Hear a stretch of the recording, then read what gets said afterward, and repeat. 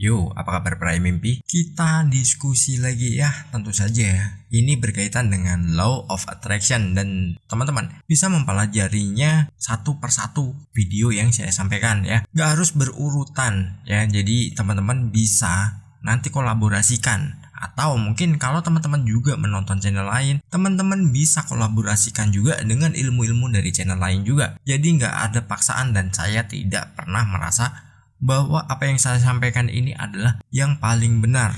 Tapi teman-teman silakan bisa belajar bersama saya dan teman-teman bisa menyimaknya, lalu teman-teman bisa mempraktekannya. Ambil sikap agar banyak uang ya. Kita memiliki sikap itu harus bagaimana agar kita bisa banyak uang. Dalam artian banyak uang itu relatif ya. Mungkin teman-teman punya gambaran sendiri berapa jumlah teman-teman yang itu banyak. Jadi terserah mau berapapun ya, nggak ada batasannya di sini. Tapi saran saya, buatlah dengan nilai yang terjangkau dulu ya. Misalkan ya tadinya pengen nilai yang besar sekali, tapi usahakan dulu untuk melakukannya itu dengan nilai yang terjangkau dulu, yang jelas melebihi apa yang menjadi penghasilan teman-teman saat ini. Jadi nanti setelah itu berhasil, tingkatkan lagi. Nah, ada stepnya sebenarnya ya.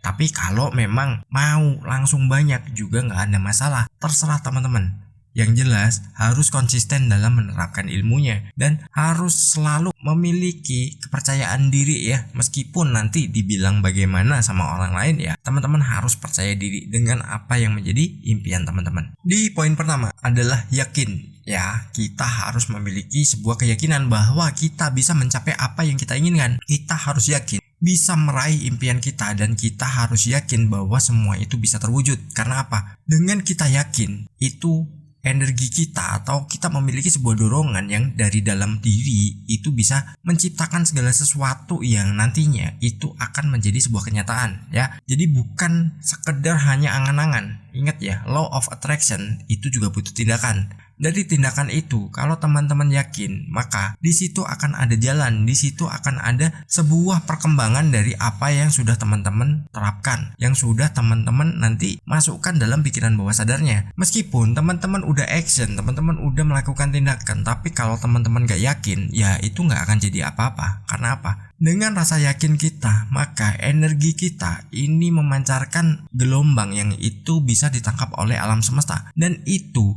dianggap sebagai sebuah permintaan dan akan diwujudkan dalam kehidupan kita. Bukan hanya sekedar angan-angan ya.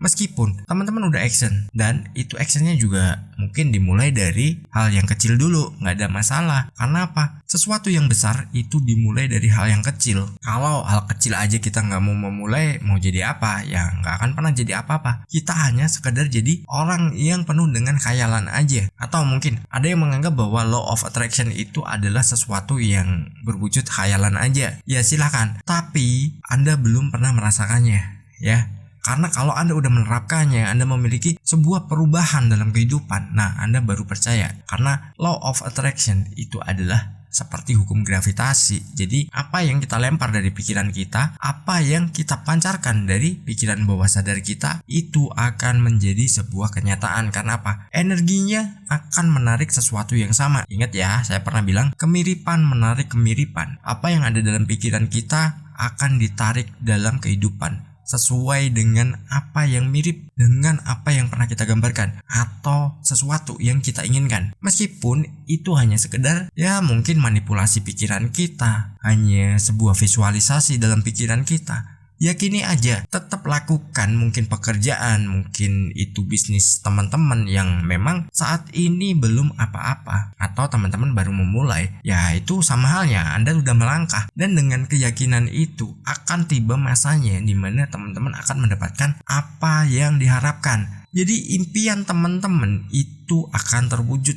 saat sudah klik waktunya ya. Memang nggak semua orang bisa mendapatkannya secara instan ya. Ingat, semua nggak ada yang instan juga. Tapi itu semua akan menjadi realita tergantung dari apa yang kita pikirkan. Di poin kedua adalah disiplin ya. Kita harus disiplin dalam artian gini, kita disiplin pada diri kita. Kenapa? Karena kalau kita tidak pernah disiplin, ya kita akan amburadul. Mungkin saat ini ketemu channel ini, belajar tentang ilmu yang saya sampaikan. Nanti teman-teman, oh iya ya, aku menciptakan kehidupanku ke depan seperti ini. Nah, besoknya lagi ada teman yang denger nih saat kita punya impian dan bilang, udah deh gak usah ngayal lu, emang lu siapa? Juga anak sultan bukan kok. Akhirnya apa? Kita jadi gak disiplin. Wah iya bener juga ya, itu kan milik orang-orang tertentu. Law of attraction, inget ya, itu milik semua orang. Selama kita mau menggunakannya, selama kita mau memaksimalkannya, itu semua akan menjadi sebuah kenyataan.